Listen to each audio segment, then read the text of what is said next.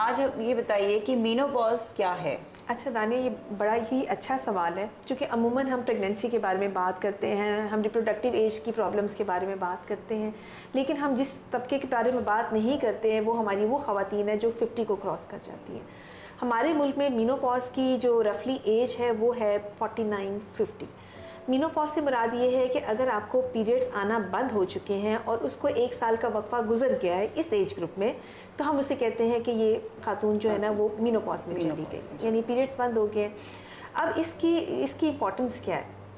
इसकी इंपॉर्टेंस ये है कि इसमें आपके हार्मोन्स जो है ना वो डिक्लाइन कर गए हैं। अब जो कि नॉर्मल मेनोपॉज होता है ना, नेचुरल मेनोपॉज कहते हैं, वो यूजुअली स्मूथ होता है, वो इतना एब्रप्ट नहीं होता। उसमें वुमेन को जो है, ख़वातीन को 45 के बाद से सिम्टम्स आने शुरू हो जाते हैं और वो आहिस्ता आहिस्ता जो है वो मेनोपॉज के फेज़ से गुजर जाती है।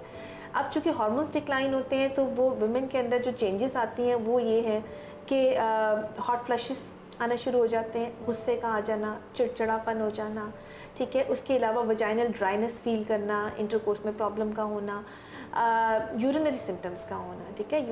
इन्फेक्शंस कॉमनली हो जाती हैं।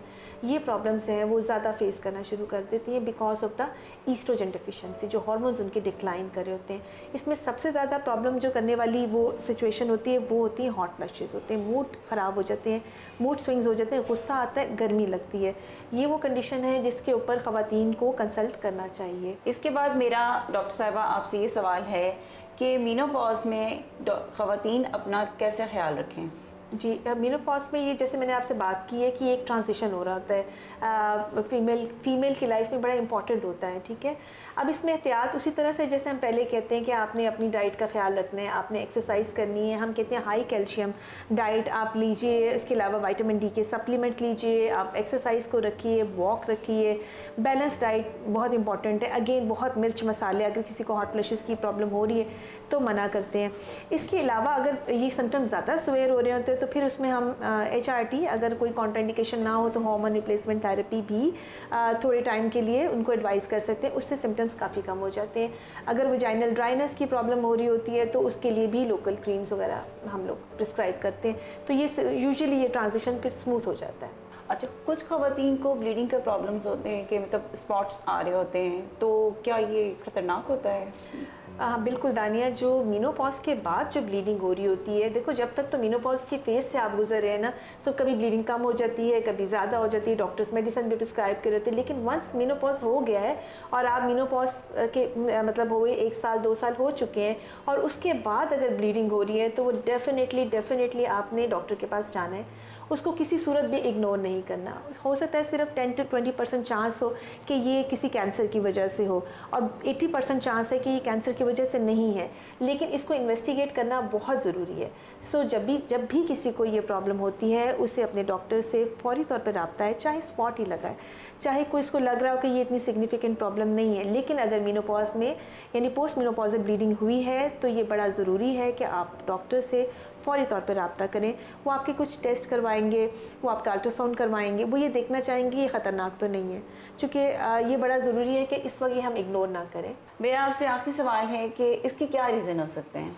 अच्छा दानिया, इसमें यह है कि कॉमन जो रीज़न है वो तो ये होता है कि चूँकि ईस्ट्रोजन लेवल फॉल कर रहे होते हैं तो एट्रोफिक वेजिनाइटिस हो जाता है, यानी कि वजाइना की स्ट्रेंथ लूज़ कर जाते हैं, उसकी ब्लड सप्लाई वो थिन होना शुरू हो जाता है ईस्ट्रोजन डिफिशिएंसी की वजह से, तो उसकी वजह से भी ब्लीडिंग हो सकती है।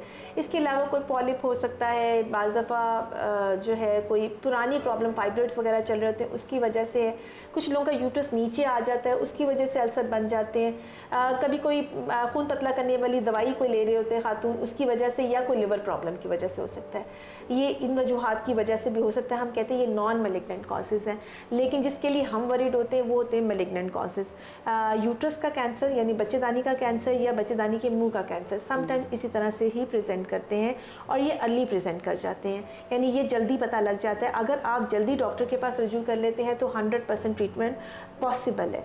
इसके अलावा समटाइम्स कोई हार्मोन प्रोड्यूसिंग ट्यूमर भी हो सकती है, तो जब तक आप कंसल्ट नहीं करेंगे हम मैलिग्नेंट और नॉन मैलिग्नेंट को फ़र्क नहीं कर पाएंगे। जैसा कि आपने सुना कि डॉक्टर साहब ने कितनी खूबसूरती से आपको सारे सवालात के जवाब दिए हैं और आप जान चुके होंगे कि मेनोपॉज क्या है। बहुत शुक्रिया डॉक्टर साहिबा, आज आपने इतना कीमती टाइम हमें दिया।